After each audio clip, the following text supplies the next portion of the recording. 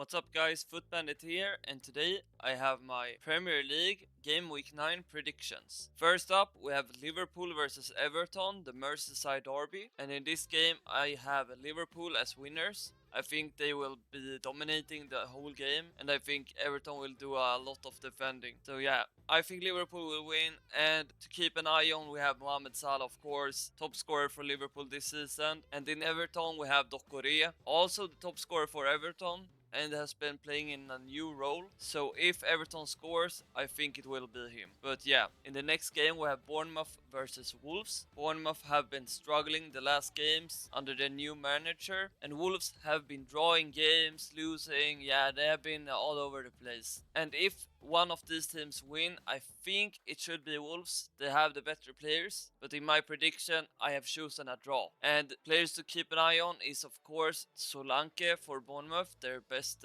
striker, and Pedro Neto for Wolves. And for you guys who don't know Pedro Neto, he's a very good dribbler and all-around player offensively. So yeah, keep an eye on him. In the next one we have Brentford versus Burnley. Brentford, they have been struggling a little bit as you see on the last games. They haven't won a single game in the last 5, while Burnley have won one actually. I think Burnley will have the ball the most, but I think Brentford is good enough at defending, and maybe my prediction should be a draw, but I think Brentford could be able to score some goals on the counter attack. So I pick Brentford to win. And to keep an eye on, we have Mbuemo for Brentford, their star player, while Ivan Toney is suspended. And we have Lyle Foster for Burnley, their top scorer. So keep an eye on them. In the next one we have Forest versus Luton. And this is a crazy game, guys. This is a crazy game in the bottom. Luton have one win actually, and Forest, they've been good, I think.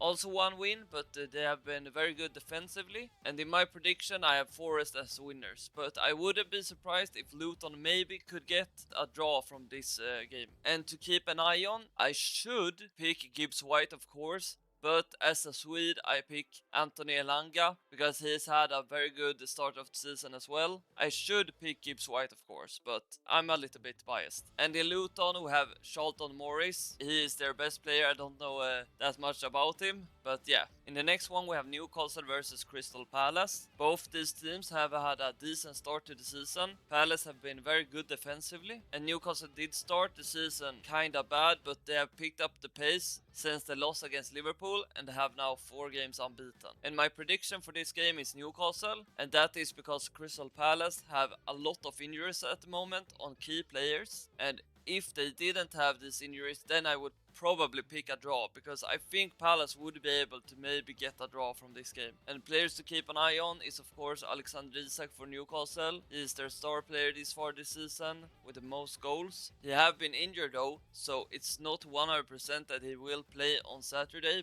And to keep an eye on in Crystal Palace is Joachim Andersen. And I know that's a centre back, but I pick him especially because if Crystal Palace would be able to get a point, it will be because they defend well. And in the next one we have Manchester City versus Brighton. Manchester City, who had lost their 2 last games versus Arsenal and Wolves, whilst Brighton lost big to Aston Villa and did draw to Liverpool in the last game before the international break. My prediction is a Manchester City win, and that is because Rodri is now back in the starting 11, and I just think that Manchester City will be too good for Brighton to handle. And players to look out for is of course Erling Haaland. I don't need to say anything about him. And in Brighton, Evan Ferguson. It's not 100% that Evan Ferguson will start, but if he starts or if he gets subbed on, then keep an eye on him because he's really good. In the next game we have Chelsea versus Arsenal,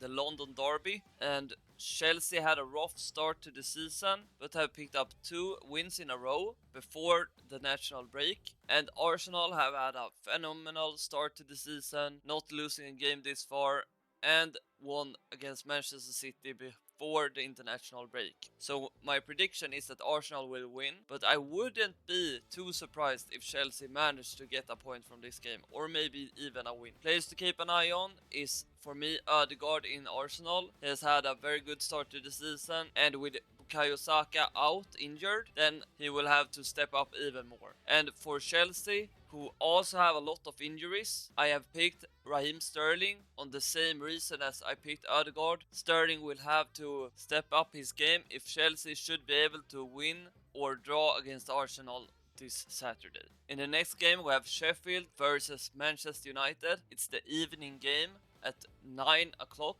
or 8 depending on where you live, and there isn't that much to say about this game. Sheffield have been terrible this season, while Manchester United have also been very bad, but not on the same level as Sheffield, of course. And my prediction is Manchester United to win, because they need to win and they should win. And the players to keep an eye on is for Sheffield, Fotheringham, their goalkeeper. And that is because if Sheffield should be able to get a point from this game, he will have to save everything. And from Manchester United, I picked Rashford. He has been very bad in the beginning of this season, but he did score under the international break, and maybe he got some confidence from that. So it will be interesting to see if he steps up in this game or if he doesn't. The next game is the Sunday clash between Aston Villa and West Ham, and this game looks very tricky for me. Aston Villa and West Ham have had a very good start to the season. Aston Villa have scored many goals at home, while West Ham have been very good defensively and offensively actually, with Ward-Prowse. My prediction for this game is a draw, because both teams drew their last game before the international break, and the players to keep an eye on is Moussa Diaby for Aston Villa. He has been very good since he came this summer, and I think he will be a problem for West Ham on Sunday. And for West Ham, as I just mentioned his name, Ward-Prowse, he has been very good for West Ham, probably their best player, and that's why I pick him. In the last game that's played on Monday, we have Spurs versus Fulham. Spurs, who is first in the table actually, and Fulham, who have gotten a decent start to the season. Spurs do have Bissouma suspended from the red card he received versus Luton, so it will be interesting to see how they manage to play without him. But Spurs should be able to win this game, that's why my prediction is Spurs. But I wouldn't be too surprised if Fulham actually came away from this match with a draw, because in the past few games for Spurs, the luck have gone their way, so maybe it's time for Spurs to lose points here. Players to keep an eye on for me is Maddison. He has been Spurs' best player this far this season, except for Son. And for Fulham, if they should be able to take a point here, then Liano, their goalkeeper, must have an amazing game. So that's why I pick him. But yeah guys, that's my predictions for the weekend. Please tell me your predictions in the comments, and let's see how many we can get correct. But yeah, that's it guys. Thank you for watching, and I see you in the next one guys. Take care.